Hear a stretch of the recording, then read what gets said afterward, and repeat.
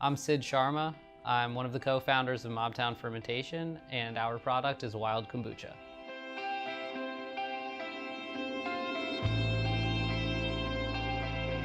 Kombucha is a probiotic tea made from the fermentation of green tea, and then we add organic juices to flavor it.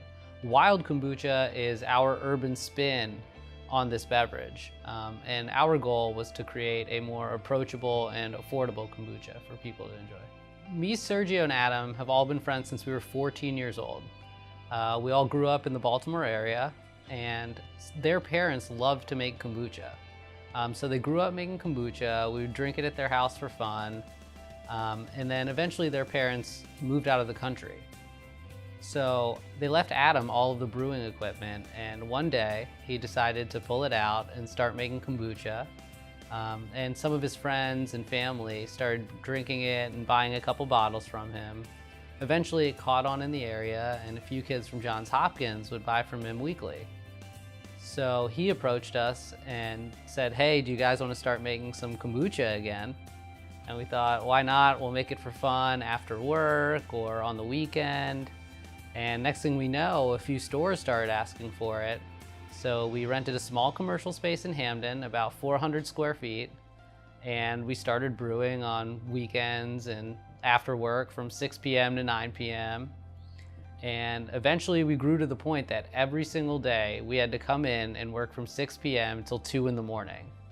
So in August of 2015, we decided to make that jump and go full-time into the company. The three co-founders, our roles have really morphed as the company's gone on. So initially when we were starting, everyone bottled, everyone brewed, everyone delivered.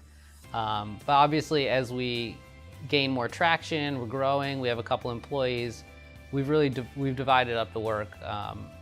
It's kind of shaped itself. So Adam Bufano, he focuses on the operations side of the business. He does a lot of our R&D product development work. Sergio, Malarin, focuses on sales and marketing. And then I do a lot of the finance and supply chain work.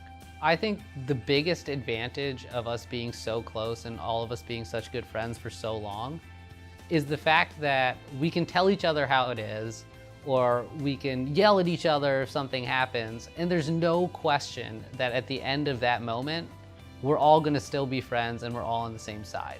So there's never been a conflict of interest or a concern if one of the partners cares about the well-being of the other ones. We know it. I mean, we've all been friends for so long and grown up together. One big lesson that I think we've learned throughout this entire process is really to trust your gut.